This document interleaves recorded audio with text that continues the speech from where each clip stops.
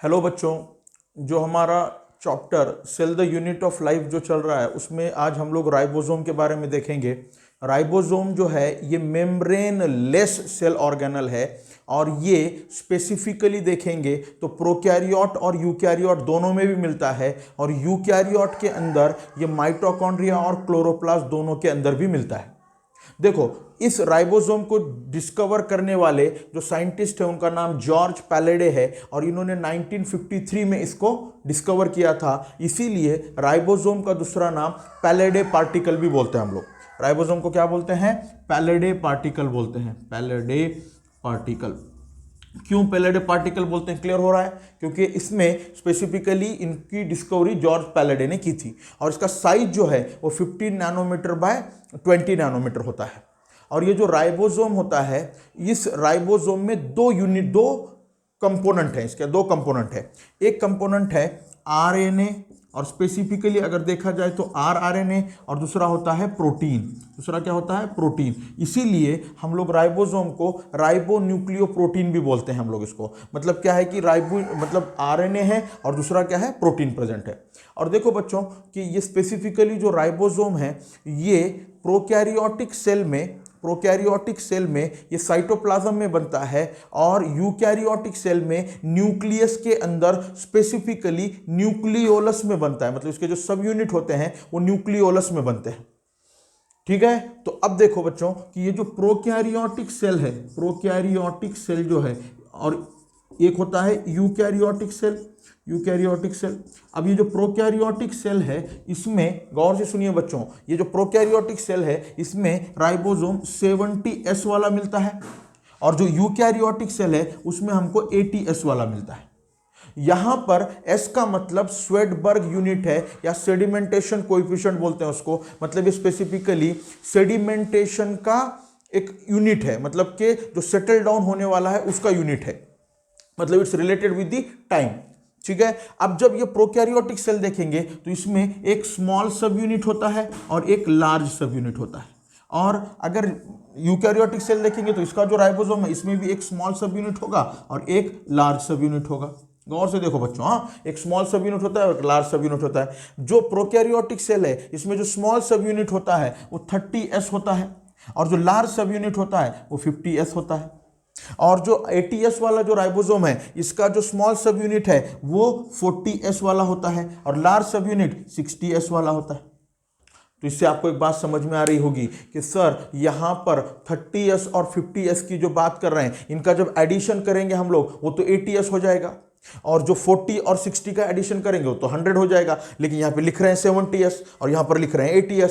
मतलब it's not related with the addition but it's related with the sedimentation. इसीलिए ये sedimentation का unit होता है। अब देखो बच्चों कि स्पेसिफिकली अगर देखा जाए तो राइबोसोम को हम लोग क्या बोलते हैं कि यहां पर एक्चुअल में प्रोटीन बनता है। क्या बनता है? इसीलिए उसको प्रोटीन फैक्ट्री बोला जाता है। क्या बोला जाता है बच्चों? इसको प्रोटीन फैक्ट्री बोला जाता है।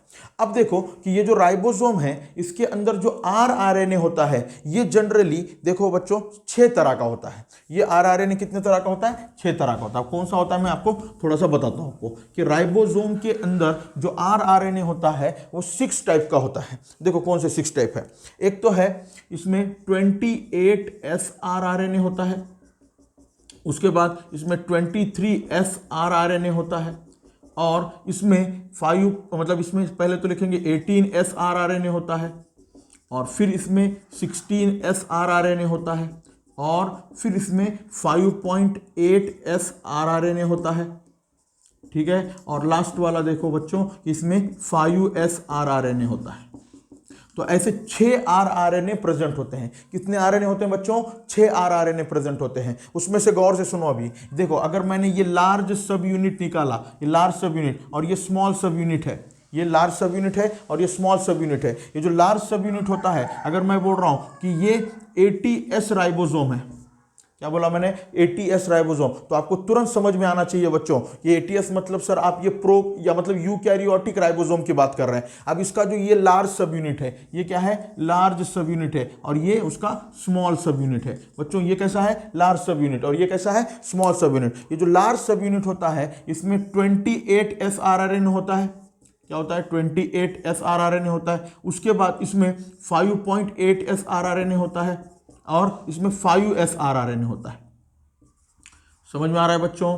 तो यहाँ पर कितने तरह के आरएनए हैं लार्ज सब यूनिट में? 3 तरह के हैं। एक है 28S, 5.8S और 5S, और ये जो स्मॉल सब यूनिट होता है इसमें 18S आरआरएनए होता है, 18S आरआरएनए। तो बच्चों इसको ऐसे याद रखो कि देखो यहाँ पर भी 8 आ रहा है, यहाँ पर भी 8 आ रहा है और यहाँ पर भी 8 आ रहा है, मतलब ये 80S आरएनए है, ऐसे याद रखो। और उसी तरह से अगर हम लोग यहाँ पर, अगर मैं ये लार्ज सब यूनिट है और ये स्मॉल सब यूनिट है और मैंने बोला ये 70S राइबोसोम है, तो तुरंत आपको समझ में आ रहा है कि सर ये आप है ना प्रोकैरियोटिक आरएनए की बात कर रहे हैं। इसका जो लार्ज सब यूनिट होता है इसमें 23S आरआरएनए होता है और उसके अलावा इसमें 5S आरआरएनए होता है, और ये जो स्मॉल सब यूनिट है इसमें 16S आरआरएनए होता है।